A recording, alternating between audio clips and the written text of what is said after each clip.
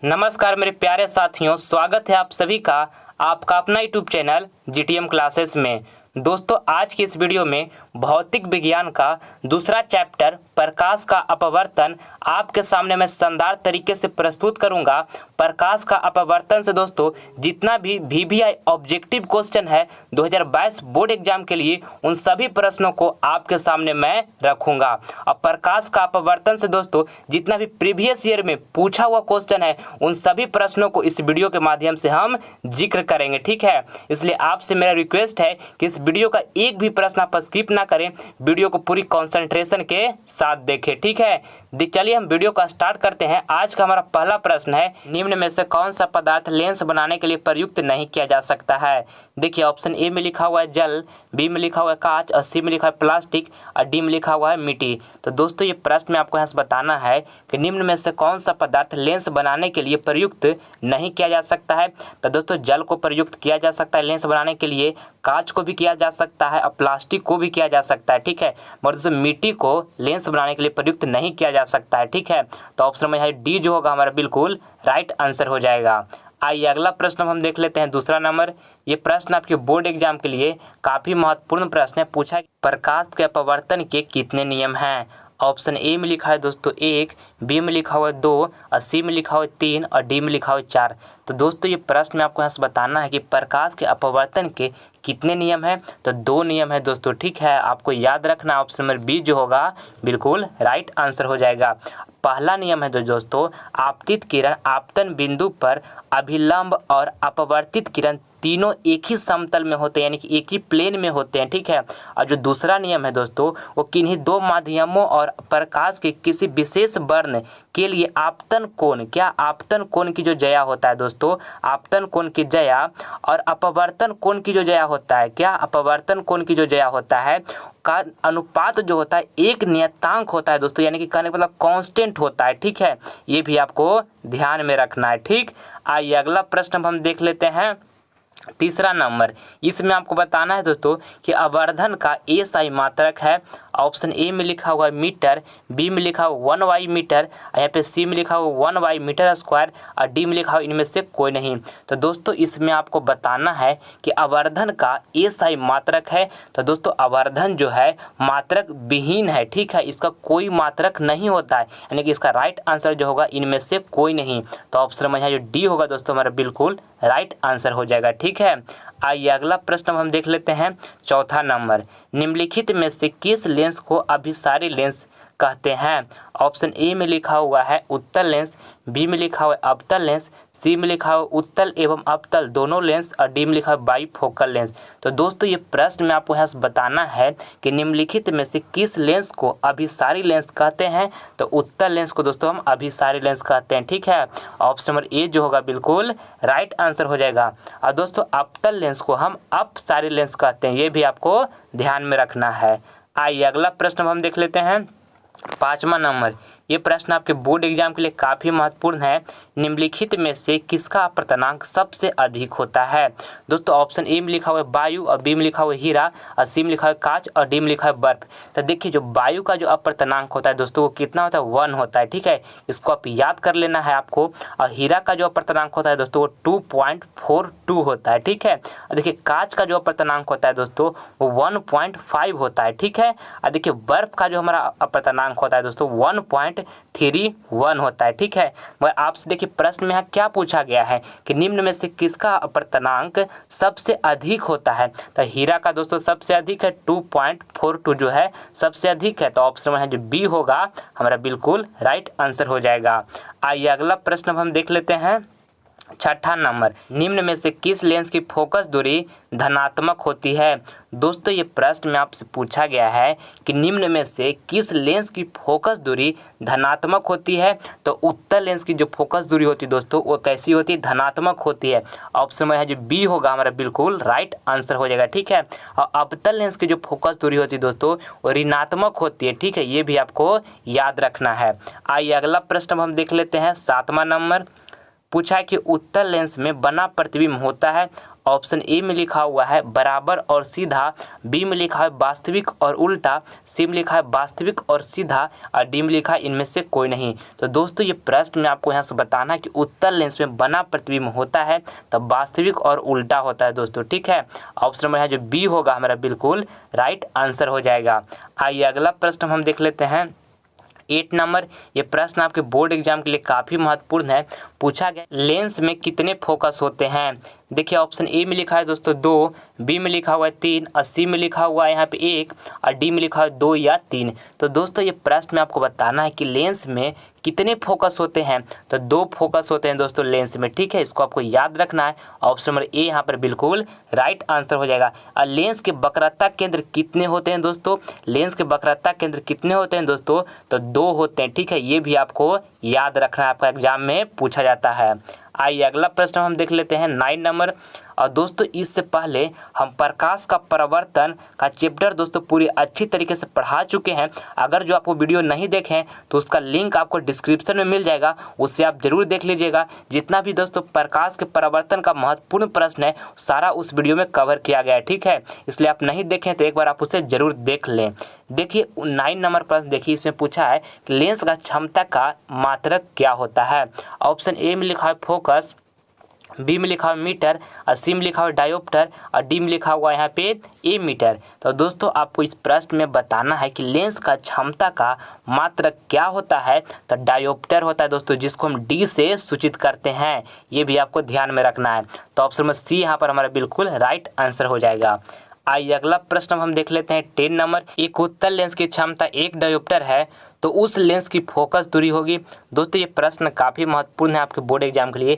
देखिए आपको इसको कैसे बनाना है। एक फार्मूला होता है दोस्तों P बराबर यानी कि पावर बराबर दोस्तों 1/F, और F जो होता है क्या चीज़ में, मीटर में होता है, ठीक है। ये आपको ध्यान में रखना है। F क्या चीज़ में होता है, मीटर में होता है। मगर देखिए सारा ऑप्शन आपको दोस्तों सेंटीमीटर में दिया हुआ है, ठीक है। तो इसको हम क्या करते हैं कि सेंटीमीटर में कन्वर्ट कर लेते हैं। और सेंटीमीटर में दोस्तों हम कन्वर्ट करेंगे तो हमारा जो P बराबर होगा दोस्तों क्या होगा 100/100 दोस्तों क्या हो जाएगा F हो जाएगा, ठीक है।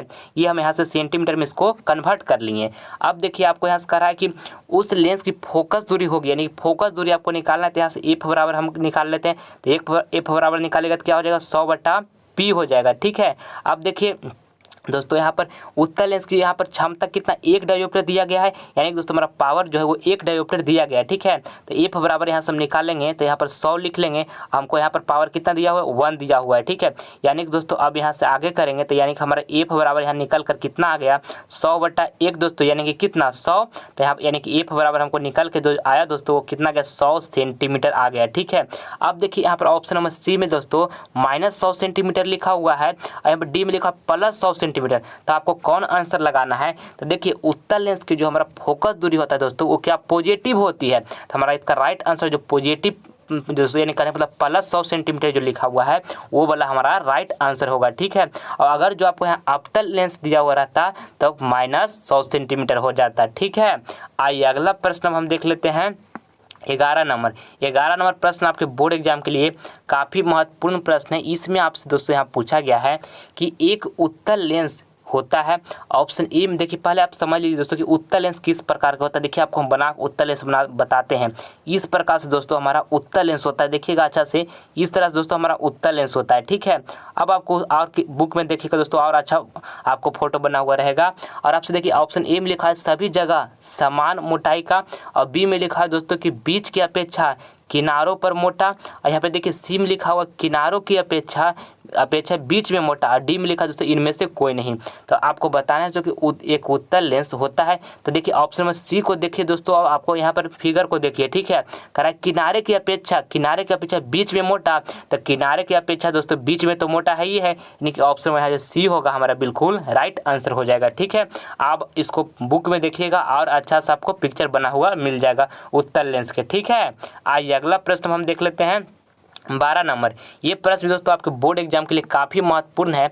इसमें पूछा गया है कि अपवर्तनांक बराबर होता है। ऑप्शन ए में लिखा हुआ है आभासी गहराई, बाई में लिखा है वास्तविक गहराई, और यहाँ पर देखिए बी में लिखा हुआ है वास्तविक गहराई और बाई में लिखा है दोस्तों आभासी गहराई, ठीक है। और देखिए सी में लिखा है वास्तविक गहराई और इंटू में लिखा है दोस्तों आभासी गहराई, ठीक है। और डी में लिखा है इनमें से कोई नहीं। तो आपको बताना है दोस्तों इस प्रश्न में कि जो अपर्तनांक बराबर होता है तब वास्तविक गहराई बाई में दोस्तों ये कहने का मतलब बटा में दोस्तों आभासी गहराई के बराबर होता है अपर्तनांक। ऑप्शन में है जो बी होगा बिल्कुल हमारा राइट आंसर हो जाएगा। आइए अगला प्रश्न हम देख लेते हैं 13 नंबर। ये प्रश्न आपके बोर्ड एग्जाम के लिए काफ़ी महत्वपूर्ण है। पूछा गया है कि प्रकाश गमन करता है। ऑप्शन ए में लिखा हुआ है सीधी रेखा में, बी में लिखा हुआ है तिरछी रेखा में, और देखिए सी में लिखा है टेढ़ी मेढ़ी रेखा में, और डी में लिखा है इनमें से कोई नहीं। तो आपको बताना है दोस्तों कि प्रकाश गमन करता है तो सीधी रेखा में गमन करता है। ठीक है, ऑप्शन नंबर ए जो होगा यहाँ पर हमारा बिल्कुल राइट आंसर हो जाएगा। आइए अगला प्रश्न हम देख लेते हैं 14 नंबर। सारा प्रश्न दोस्तों आपके बोर्ड एग्जाम के लिए काफ़ी महत्वपूर्ण इसमें प्रश्न हम सिलेक्ट किए हैं।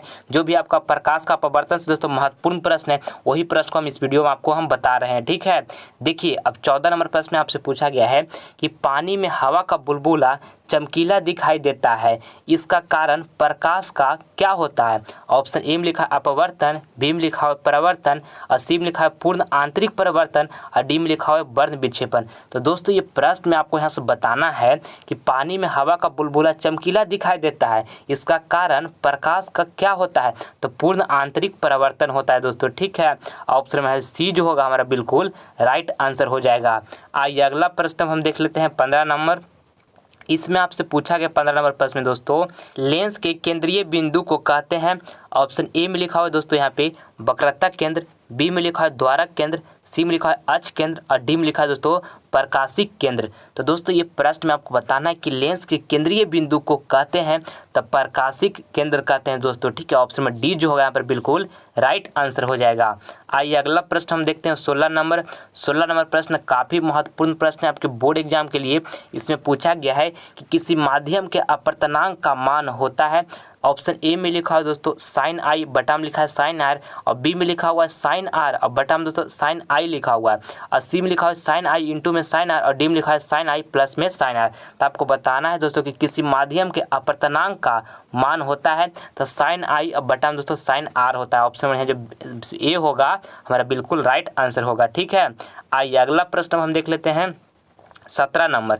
पानी में डूबे एक उत्तल लेंस की फोकस दूरी हवा में इसकी फोकस दूरी की अपेक्षा ऑप्शन ए में लिखा हुआ है अधिक होती है, बी में लिखा है कम होती है, सी में लिखा है अपवर्तित रहती है, और डी में लिखा है इनमें से कोई नहीं। तो दोस्तों ये प्रश्न में आपको यहाँ से बताना है कि पानी में डूबे उत्तल लेंस की फोकस दूरी हवा में इसकी फोकस दूरी की अपेक्षा तक कम होती है दोस्तों। ठीक है, ऑप्शन में है जो बी होगा हमारा बिल्कुल राइट आंसर हो जाएगा। आइए अगला प्रश्न हम देख लेते हैं 18 नंबर। इसमें पूछा है दोस्तों कि निम्नलिखित में किस माध्यम में प्रकाश की चाल सबसे अधिक होता है।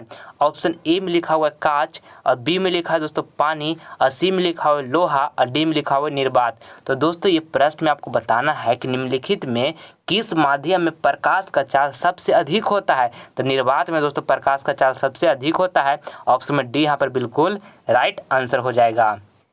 अगला प्रश्न हम देखते हैं 19 नंबर।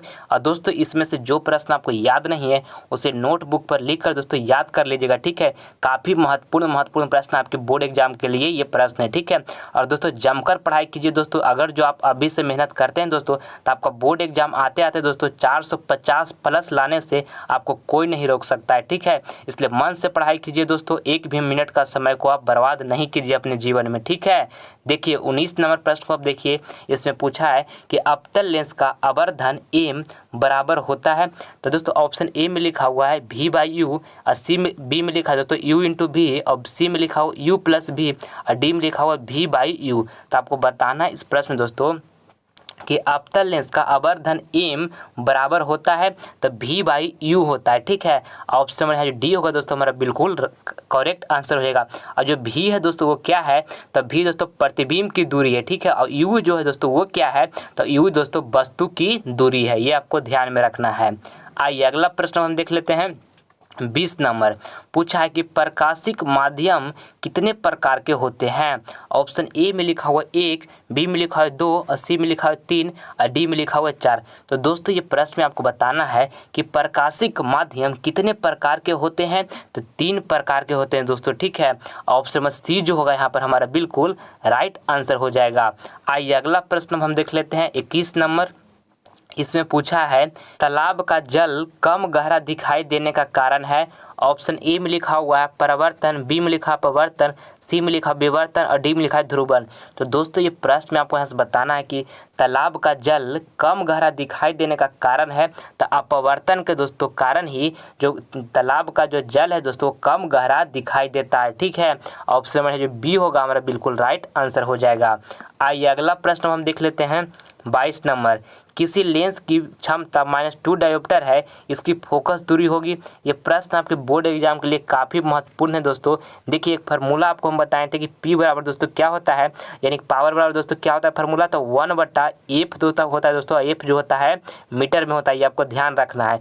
और देखिए आपको यहाँ पर लेंस की क्षमता -2 डायोप्टर दे दिया गया है, यानी कि P जो आपको दोस्तों यहाँ पर -2 दिया गया है। ठीक है, अब आपको यहाँ से निकालना है कि इसकी फोकस दूरी होगी, तो यहाँ से आपको f आपको निकालना है, यानी कि f दोस्तों यानी कि फोकस दूरी। तो आपको एफ अब यहाँ से निकालना है, तो एफ बराबर यहाँ से निकाल लीजिएगा तो क्या हो जाएगा -1/2 हो जाएगा इस तरह से।